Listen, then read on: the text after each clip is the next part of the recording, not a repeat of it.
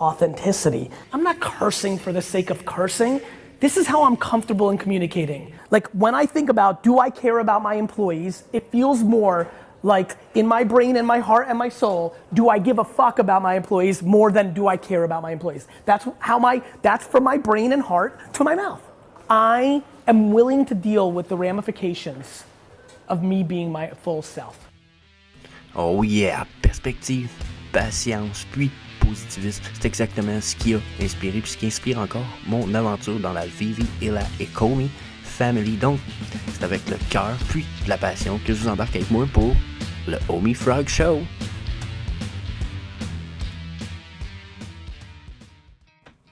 Hey, salut la gang, j'espère que vous allez bien. C'est Jess, The Harvesting Frog, pour notre Homie Frog Show du mercredi. Parce que bien entendu, maintenant, le Homie Frog Show va être seulement 3 jours semaine parce que ça me donne le temps de faire d'autres stuff, d'autres vidéos, d'autres contenus. Puis de toute façon, pour être franc avec vous autres, on avait comme pas grand contenu à rajouter à tous les jours sur nos charts. Donc, maintenant, on fait ça aux 2 jours, on va dire.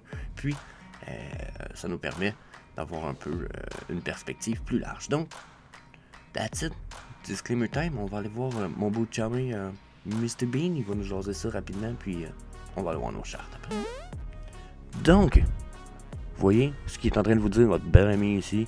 Il est en train de vous dire aucun conseil personnel, financier ou d'investissement n'est prodigué dans ce vidéo. Vous devez absolument faire vos propres recherches et consulter un expert financier pour vos investissements. Eh oui. Logique. Donc, ça fait comme 2 jours qu'on n'a pas fait de charte, donc je trouve ça quand même drôle de regarder parfois ce que j'ai déjà mis. Regardez ce que j'ai dessiné ici. Bon, lui, je pourrais l'effacer, le petit point de merde. Mais j'ai dessiné ça, moi, puis Caroline, t'es pas trop loin de la vérité, champion. Dans la mesure où que... Ben, en fait, non, je me suis trompé. Quand même. Je m'attendais à ce qu'on drop plus ici, ok? Mais vous voyez, on est support. Donc, ça me rend quand même bullish dans la mesure où j'ai l'impression que même si je me suis trompé sur le niveau de la drop, moi je pensais qu'on allait flash drop puis rebondir fort. On rebondit déjà ici. Donc, ça pourrait être une bonne nouvelle. Puis en même temps, je vais aller voir ce que le stochastique qui est ici me dit, là, parce que j'ai du brush en bas. Regardez, j'en ai même mis un. Ici, puis ici. Regardez ce que j'avais mis. Lui aussi, il a l'air de se dessiner. Donc, possible que la drop soit pas terminée ici, par exemple. Donc, peut-être que je me suis peut-être pas trompé. On va dropper encore un petit peu plus bas. Puis, d'après moi, on s'en va vraiment retester. Puis, c'est ce que mes stochastiques ici ont l'air de me dire. Personnellement, je vois vraiment ce que j'ai dessiné ici. C'est qu'on va dropper. Une fois qu'on a droppé, on va remonter. Ça va nous causer notre drop ici. Fait que dans le fond, c'est ici, je pourrais l'enlever. Puis elle aussi. Puis en dessiner 2 autres. Là. Probablement que je préfère, c'est ici. Je pense que je vais descendre à peu près ici. Puis qu'après ça, hop là. Donc, ça c'est mon feeling de ce qui s'en vient. Puis je trouve ça vraiment drôle de mettre des dessins de fois de temps en temps. Puis d'y revenir et faire haha. Cool, j'étais pas trop loin de la vérité. Ou à quel point j'étais loin de la vérité, justement. T'sais, à quel point j'étais un épais. Donc, ce que je vois ici, pour le daily, me semble être vraiment le cas. Donc, daily ici, mes EMA maintenant. Parce que bon, stochastique RSI, on vient de le voir, mon dessin, c'est ce que je vois. Je vois une drop, une remontée, une drop, une remontée, puis une remontée jusque-là. Ensuite, pourquoi une remontée jusque-là? Ben justement, j'ai des EMA quand même assez puissants ici, qui ont déjà été refusés dans le passé pour le Bitcoin, vous voyez. Ici, on a fait la même chose. On a flashé tout ça. On a même flashé le EMA 233 avant de crasher puis de s'en aller. Donc là, ici, je nous verrais très bien. Le EMA 233 est loin, par exemple. Je vous avoue que le EMA 233 est vraiment loin en ce moment. Je ne nous vois pas y retourner tout de suite, mais je nous vois retourner au 89 puis au 100 ici, qui sont mes 2 lignes jaunes. Okay? 89 étant la plus épaisse. Ici, je nous verrais très bien faire pour aller recrasher, étant une très forte résistance. Puis d'après moi, c'est ce qu'attend la longue time frame de mon stochastique RSI. Ensuite, si j'efface tout ça, je nous mets des points de pivot qui m'ont été conseillés par God's Entry, puis que j'avoue que j'aime beaucoup. On voit beaucoup de corrélations avec les EMA, puis etc. Donc, on a passé par-dessus le point de pivot central. Puis, comme les points de pivot ici, cet indicateur-là est en Fibonacci, on a des niveaux ici qui sont des points de pivot, des résistances, points de pivot, résistance, point de pivot, résistance. Mais ces points de pivot et ces résistances-là, en fait, sont importants parce qu'on a les niveaux de Fibonacci ici, qu'on se retrouve à avoir la Golden Pocket Zone, juste ici, entre le 0,5 et 0,618. Généralement, quand on passe le point central, ce qu'on va faire, c'est qu'on va rebondir dans certaines zones, mais on va essayer de se rendre dans ces deux zones-là, une de ces deux zones-là, avant de retourner plus bas dans les points de pivot. Okay? Donc, c'est sûr que c'est un indicateur qui est automatique. Le point de pivot central change dans le temps, plus qu'on avance de jour en jour.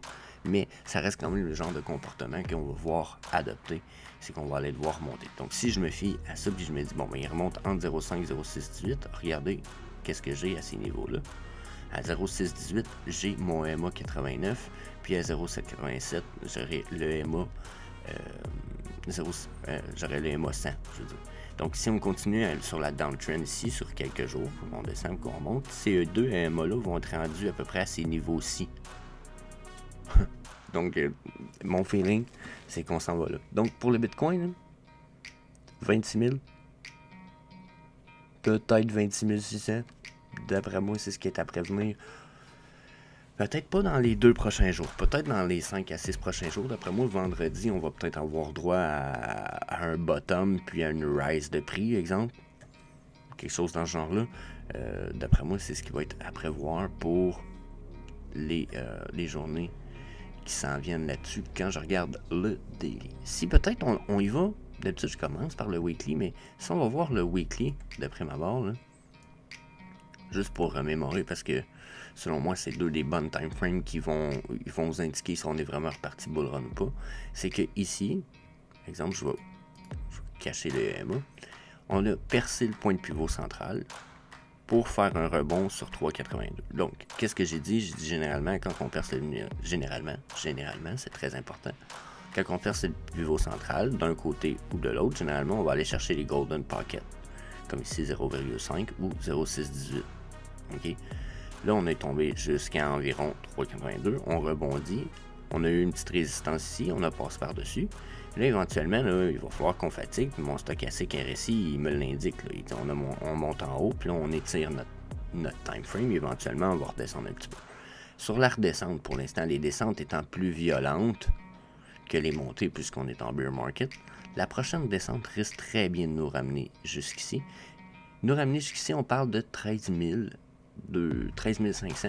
Puis, dernièrement, il y a beaucoup de gens qui ont parlé de 12 800. OK, parce que ça se trouve être, regardez, c'est le top ici, là, 12 300 que on se retrouve être sur un top qu'on a déjà atteint. Donc, attendez-vous à ce qu'on y arrive. Il n'y a rien d'impossible. Ça se peut même qu'on retourne jusqu'à 28 500 avant de redropper plus bas. Mais la drop est possible. Il n'y a rien d'impossible dans une drop. Comme ça, là, pour l'instant, la seule chose que ça l'indique, c'est peut-être une montée plus saine que les petites montées qu'on a eues ici, exemple. Okay? Mais pour vrai, pour l'instant, ça a l'air d'être, pour moi, ce que j'en perçois, c'est que c'est une des plus belles bull traps que le Bitcoin a jamais vu. Okay? Dans la mesure où je comprends que, pour moi, c'est facile de voir que c'est une trap, là, mais quand même, on est parti avec quelques vagues de montée quand même super intéressantes qui pourraient donner des espoirs de consolidation. Je ne sais pas si on se comprend un petit peu. Donc ça, c'est pour les points de pivot quand je regarde ça sur le weekly. Si peut-être je les mets de côté 2 secondes puis j'affiche les EMA. Encore une fois, je suis pas très bullish question weekly. Regardez là, ce qui se passe ici là, sur mon weekly. C'est que je me retrouve déjà que je réussis même pas à percer mon EMA 8. Ah, bon. Le prochain est à quoi?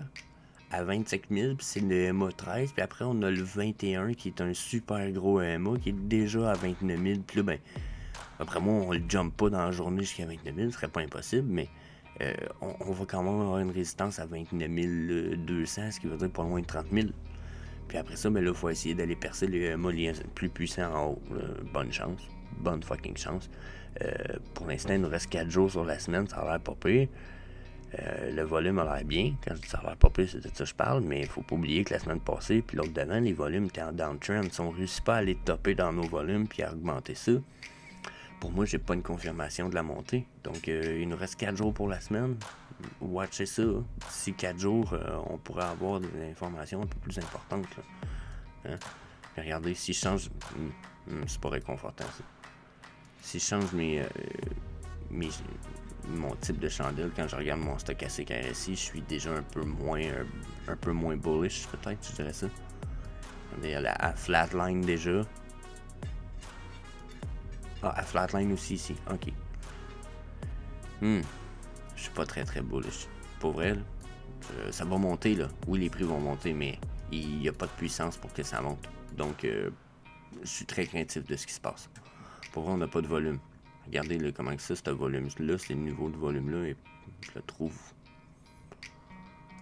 Quoique c'est pas si pire. Le niveau de volume est bon. Beaucoup de ventes.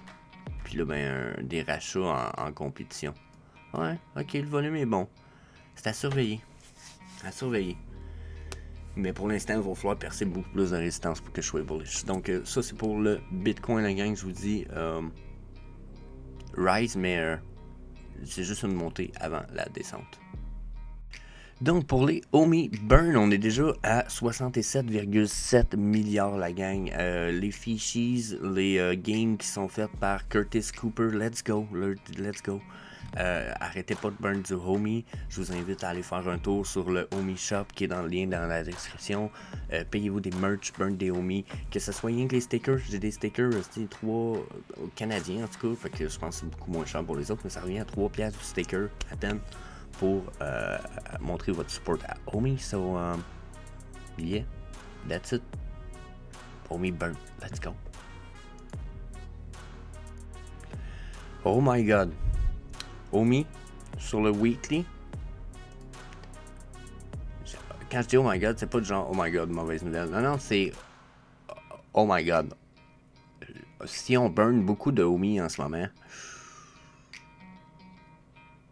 je pense que j'ai peur pour tout à l'heure. Je pense que tout à l'heure, on va burn genre un paquet de Omi de fou là. En ce moment, quand je regarde le weekly de mon Omi, je comprends qu'il me reste 4 jours, là, mais... Il me reste 4 jours, puis j'ai comme une espèce de chandelle rose qui s'affiche. Ça pourrait être signe que je refuse ma percée de mes EMA 13. Puis que là, après, ben, j'ai juste le EMA 8 pour me support si je réussis à le défoncer, puis qu'on défonce ça. Oh my goodness. Ça pourrait faire vraiment mal. Donc, on va essayer quelque chose. J'espère que ça va me donner tort, pour vrai, puis que jusqu'à un certain point, on n'est pas si mal placé ou en mauvaise business que ça. Mais non, c'est pas ça que je veux faire. Si ça ici c'était notre bottom, c'est ça? Non, c'est lui. Si ça c'est notre bottom, ça c'est notre rise. Oh my fucking god.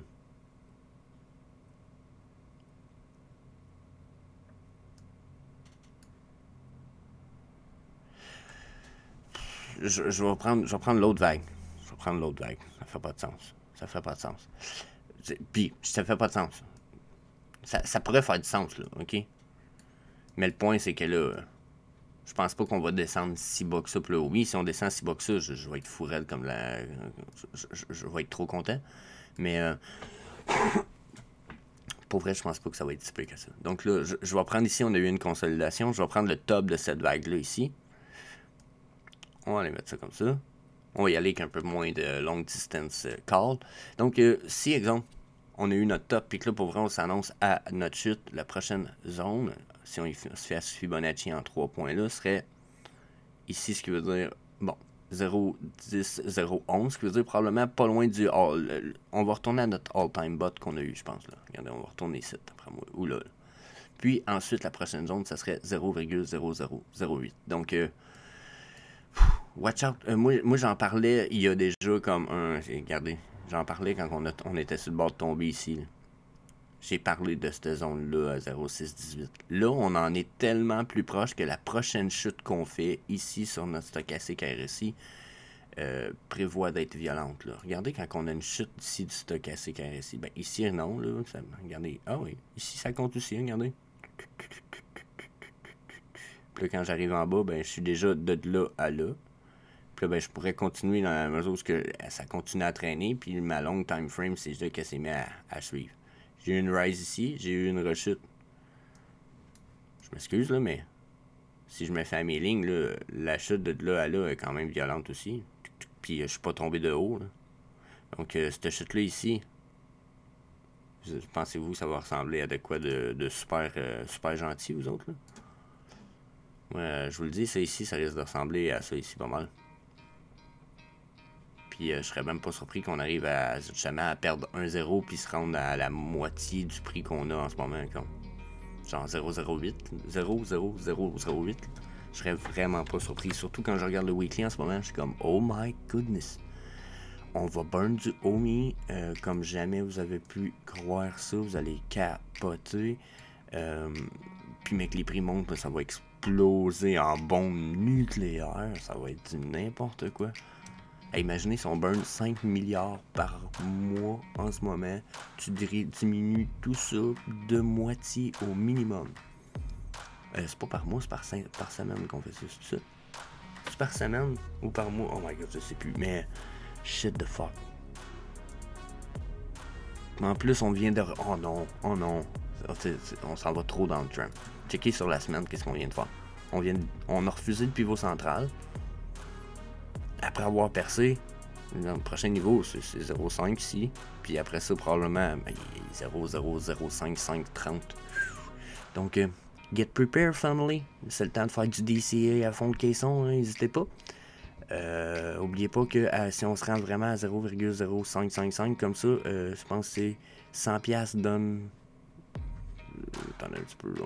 Je vais le calculer.